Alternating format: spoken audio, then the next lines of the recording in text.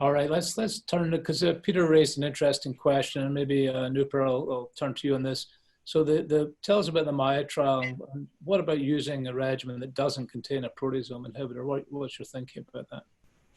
So the MAIA trial is actually some of the best data that we've seen, and it's one of the largest trials in the newly diagnosed space. This is for a transplant-ineligible patient population. So there's a slight difference between this and the endurance trial. The endurance trial was supposed to be a transplant-deferred patient population. Having said that, a lot of patients on the endurance trial ended up getting a transplant. So it's hard to compare this with the MAIA study. The MAIA study was clearly a patient population that all of us see in our practice. These were above the age of 65 or not transplant eligible for whatever reason, and it was close to 1,500 patients. So one of the largest trials for multiple myeloma in the newly diagnosed space. The other really interesting thing about the MAIA study was it was the first time where they did sort of dose modify both the dexamethasone and the lenalidomide based on patients' creatinine clearance, which is something we really do have to deal with in the real world.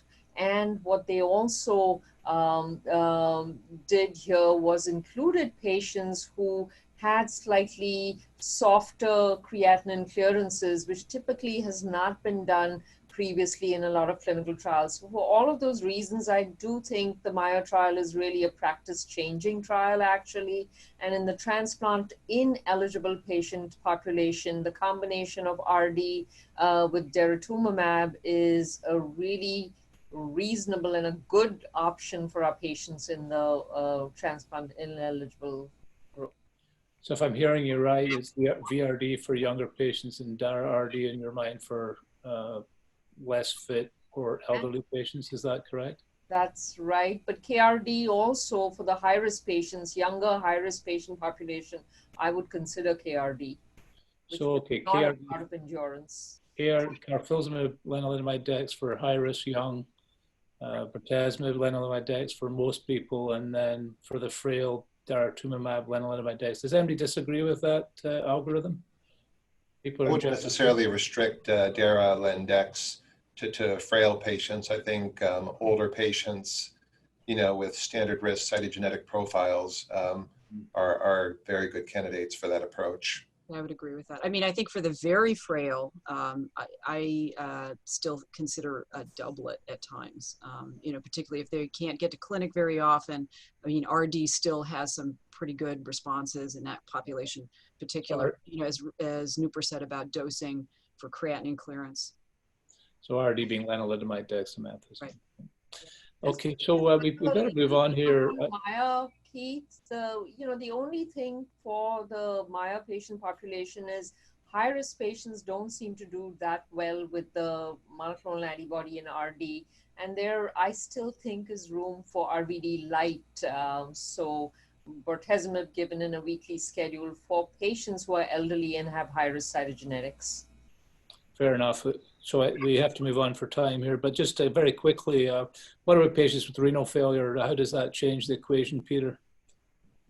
So, these patients, in acute renal failure are oftentimes in the hospital when they're first diagnosed, and you have rapid access to cyclophosphamide, bortezomib, dexamethasone in that situation. You don't have to worry about, renal modifications with that particular regimen. So I think starting off with CyBorD in that particular patient population is very appropriate.